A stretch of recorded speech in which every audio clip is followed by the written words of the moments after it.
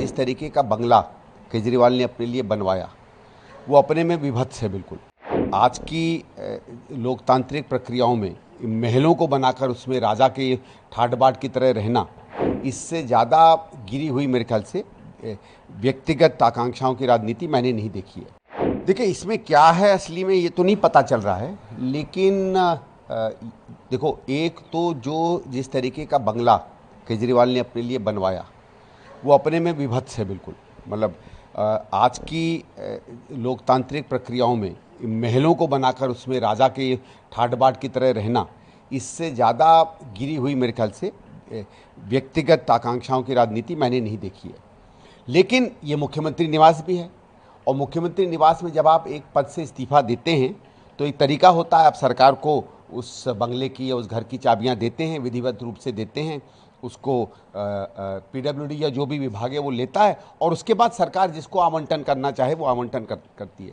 क्योंकि एक चीज़ हमें याद रखनी चाहिए, और राज्यों में जहां पीडब्ल्यूडी या घरों का आवंटन राज्य सरकार के साथ है, वहां एक निश्चित रूप से एक मुख्यमंत्री आवास माने जाते हैं। वो ऐसे कोई हमारे यहाँ ये कोई प्रक्रिया नहीं है कि ये मुख्यमंत्री आवास ही होगा, लेकिन माना जाता है। दिल्ली में क्योंकि ऐसा कुछ है नहीं, मुख्यमंत्रियों के आवास बदलते रहते हैं, तो उसमें अगर जो केजरीवाल हैं या जो वर्तमान मुख्यमंत्री हैं, इन्होंने उस बंगले को लेने के चक्कर में अगर उन नियमों को और उन तौर तरीकों का पालन नहीं किया है तो वो अनियमितता की श्रेणी में आता है। और इसलिए अब क्या प्रक्रिया एलजी साहब कर रहे हैं मैं नहीं जानता हूँ, लेकिन उस प्रक्रिया को जरूर फॉलो करना चाहिए था। और ये तो उस पार्टी से आ रहा है जो बार बार कहती थी कि कानून का पालन होना चाहिए।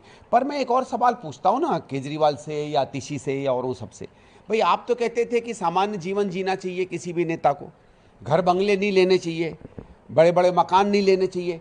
तो आपको अगर 2 कमरे का भी मकान मिल जाए सरकार से तो आप तो उसको बहुत बड़ी चीज़ माननी चाहिए ना, क्योंकि आप तो सेवा करने आए हो, सत्ता का सुख भोगने थोड़ी आए हो।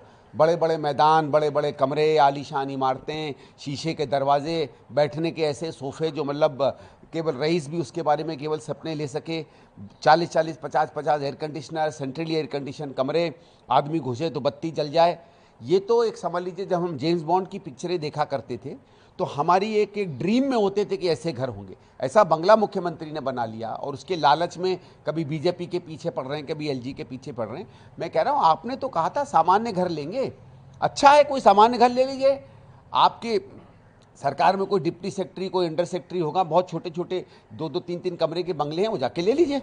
आप कह रहे हैं छोटे घर ले लीजिए, एक मुख्यमंत्री को कितने बंगले चाहिए? आतिशी के पास कहा जा रहा है एक बंगला ऑलरेडी अलॉट है, इसमें रह रही हैं, दूसरे बंगले की चाबी नहीं दी गई। राजनीतिक तौर पे कह रही हैं कि हम तो बंगले वाले लोग ही नहीं हैं, हम तो लोगों की सेवा करने राजनीति में आए हैं, तो विरोधाभास पैदा होता है। नहीं, विरोधाभास तो आज से नहीं है, विरोधाभास तो शुरू से है।